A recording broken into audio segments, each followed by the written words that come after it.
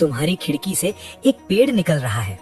तुम्हारे बच्चों के स्कूल की दीवारें टूट चुकी हैं और उन दरारों में से ग्रास और वाइन्स अंदर आ रही हैं। ये कोई हॉरर मूवी नहीं है, ये हो चुका है बार बार अलग अलग देशों में। इंसान जब किसी जगह को छोड़ देता है, नेचर उसे वापस लेने में देर नहीं लगाती। और दोस्तों, नेचर बहुत पेशेंट है, हमसे ज्यादा। आज हम बात करेंगे 6 ऐसे शहरों की जो कभी जिंदगी से भरे हुए थे, जहां बच्चे खेलते थे, बाजार लगते थे, लोग सपने देखते थे, और आज वहां सिर्फ पेड़ है, खामोशी है और एक डरावनी सुंदरता है। तो चलो शुरू करते हैं। Number 6, Pripyat, Ukraine, Chernobyl zone. अप्रैल 26, 1986 की रात यूक्रेन के एक छोटे से शहर में चर्नोबिल न्यूक्लियर प्लांट में एक एक्सप्लोजन हुआ। इतना बड़ा एक्सप्लोजन जिसे पूरी दुनिया ने फील किया। और उससे 3 किलोमीटर दूर था प्रिप्यट, एक ऐसा शहर जो सिर्फ न्यूक्लियर वर्कर्स और उनके परिवारों के लिए बनाया गया था। 50,000 लोग, modern apartments, amusement parks, schools. Explosion के बाद सरकार ने कहा 36 घंटे के लिए जाओ। लोग सोच रहे थे हम वापस आ जाएंगे, वो कभी नहीं आए। आज प्रिप्यट में वो अम्यूजमेंट पार्क है जो कभी खुला ही नहीं था। उसके फेरिस व्हील पर अब रस्ट है। क्लासरूम्स में किताबें अभी भी रखी हैं, जैसे कि बच्चे बस अभी अभी गए हों। और उन सब के ऊपर बर्च के पेड़ उगाए हैं।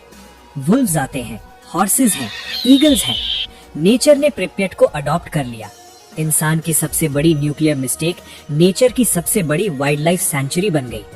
लेकिन अगर तुम्हें लग रहा है कि ये सिर्फ न्यूक्लियर डिजास्टर की कहानी है, तो रुको, अगली जगह का कारण और भी अजीब है। Number 5, वरोशा, Cyprus. 1970s की बात है। वरोशा साइप्रस का एक बीच रिजॉर्ट टाउन इतना ग्लैमरस था कि यहाँ एलिजाबेथ टेलर आते थे, ब्रिजिट बार्डो सनबेथ करती थी। दुनिया के सबसे एक्सपेंसिव होटल्स यहाँ थे। ये मेडिटेरेनियन का जूअल था। और फिर 1974 में टर्की ने साइप्रस पर मिलिट्री इन्वेजन किया। रातों रात वरोशा के 15,000 रेजिडेंट्स सब भाग गए। सोचा कुछ दिन में वापस आएंगे। वो दिन आज तक नहीं आया। टर्की ने शहर को फेंस से बंद कर दिया। 50 साल से ये शहर लिटरली लॉक्ड है। आज वहाँ होटल की लॉबीज में पेड़ उगे हैं। शोरूम्स में जो कार्स खड़ी थी 1974 में, वो अभी भी वही हैं, सड़ चुकी हैं। बुटीक्स में मैनेकिन्स खड़े हैं, जिनके कपड़े अब धूल हैं। और बीचेस, वो लॉगरहेड सी टर्टल्स की नर्सरी बन चुकी है। क्योंकि इंसान नहीं है तो नेचर ने कब्जा कर लिया। आयरनी ये है, जो शहर लोगों को बीच पर बुलाता था, उस बीच पर अब सिर्फ कछुए आते हैं, और शायद वो ज्यादा खुश हैं। Number 4, Hashima island, Japan. अब थोड़ा और डार्क होते हैं। जापान के नागासाकी कोस्ट से सिर्फ 15 किलोमीटर दूर एक छोटा सा आइलैंड है। इसका नाम है हशीमा, लेकिन लोकल्स इसे कहते हैं बैटलशिप आइलैंड, क्योंकि ये ऊपर से एग्जैक्टली एक वॉरशिप जैसा दिखता है।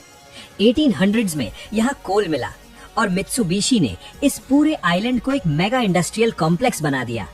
5,000 से ज्यादा लोग एक ऐसी जगह पर रहते थे जो सिर्फ 6 हेक्टेयर्स की थी। ये दुनिया की सबसे ज्यादा डेंस पॉपुलेटेड जगहों में से एक थी। 1974 में कोल खत्म हो गया। कंपनी ने कहा बस गेम ओवर, और सबको 3 महीने में आइलैंड खाली करना पड़ा। आज हशीमा कंप्लीटली अबैंडन्ड है। कंक्रीट की बिल्डिंग्स जो कभी अपार्टमेंट्स थीं, अब स्लोली ओशन में गिर रही हैं। प्लांट्स उनकी दीवारों में से फूट रहे हैं। सीगल्स उनकी छतों पर बैठते हैं। और तुम्हें पता है ये आइलैंड कहाँ दिखी? जेम्स बॉन्ड की फिल्म स्काईफॉल में। ये इतनी हॉन्टिंग लगती है कि हॉलीवुड ने इसे विलन का हाइड आउट बनाया। नेचर ने इसे विलन का हाइड आउट नहीं बनाया, नेचर ने इसे अपना घर बना लिया। लेकिन दोस्तों, अभी तक जो सिटीज हमने देखी वो सब मॉडर्न थी। अगला शहर वो एंशिएंट है और उसकी कहानी और भी मिस्टीरियस है। Number 3, Angkor, Cambodia, ruins of the empire.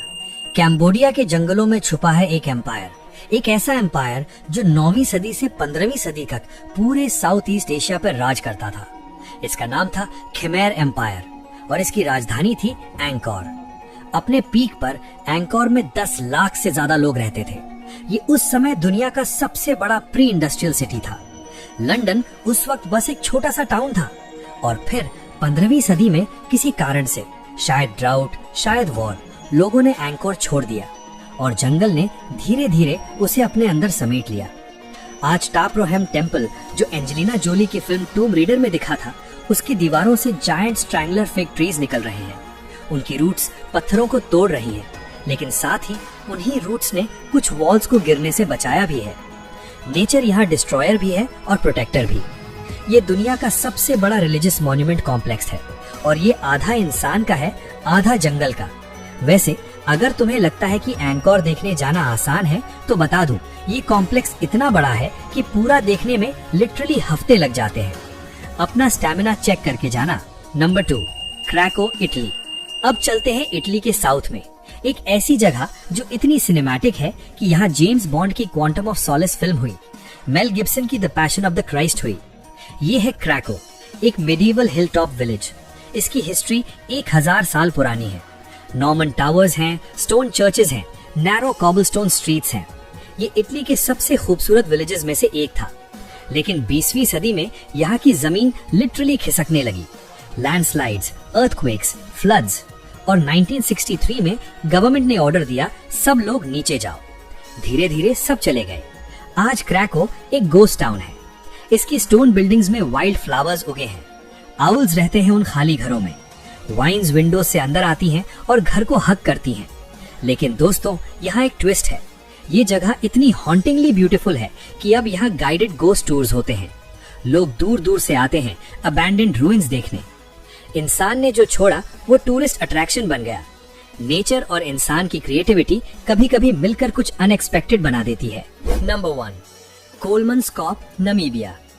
और अब हमारी लिस्ट का सबसे सरियल शहर, अफ्रीका के नमीब डेजर्ट में, एक ऐसी जगह जो लिटरली रेत में डूब रही है। कोलमनस्कॉप। 1908 में यहाँ एक रेलवे वर्कर को जमीन में एक पत्थर मिला। वो पत्थर था हीरा। बस फिर क्या था, जर्मन्स जो उस वक्त नमीबिया को कंट्रोल करते थे यहाँ पहुंच गए। एक पूरा जर्मन टाउन बना दिया डेजर्ट के बीच में। Hospital, casino, ballroom, ice factory Namib desert में। ये लेवल का हम कर सकते हैं तो करेंगे था। 1950s तक डायमंड्स खत्म हो गए और जैसे आए थे वैसे ही चले गए। टाउन खाली हो गया और फिर डेजर्ट ने अपना काम शुरू किया। आज कोलमनस्कॉप के घरों में रेत भरी हुई है।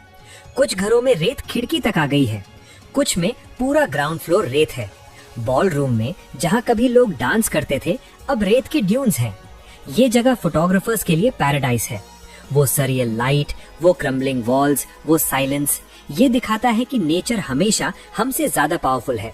हम डेजर्ट में सिटी बना सकते हैं, लेकिन डेजर्ट उस सिटी को वापस ले लेती है। तो दोस्तों, 6 शहर, 6 अलग कहानियां। Nuclear disaster, military invasion, industrial collapse, ancient empire, natural disaster, diamond rush. लेकिन हर कहानी में एक चीज कॉमन है, इंसान गया, नेचर आई। और ये स्कैरी नहीं है, ये एक्चुअली होपफुल है, क्योंकि इसका मतलब है कि चाहे हम कितना भी पोल्यूशन करें, कितना भी कंक्रीट डालें, कितने भी फॉरेस्ट्स काटें, अगर हम रुक जाएं, नेचर ठीक हो जाती है। चेरनोबिल में वुल्व्स आ गए, वरोशा में टर्टल्स आ गए, एंकोर में जंगल वापस आ गया। नेचर पेशेंट है, नेचर रेजिलिएंट है। नेचर हमारी जरूरत नहीं है, लेकिन हमें नेचर की जरूरत है। और यही इन अबैंडन्ड सिटीज की असली लेसन है। अगर ये वीडियो तुम्हें कुछ सोचने पे मजबूर करे तो सब्सक्राइब जरूर करो, क्योंकि इस चैनल पर हम ऐसी ही स्टोरीज लाते हैं जो तुम्हें दुनिया को नई नजरों से देखना सिखाती है। मिलते हैं अगले वीडियो में, तब तक जय हिंद।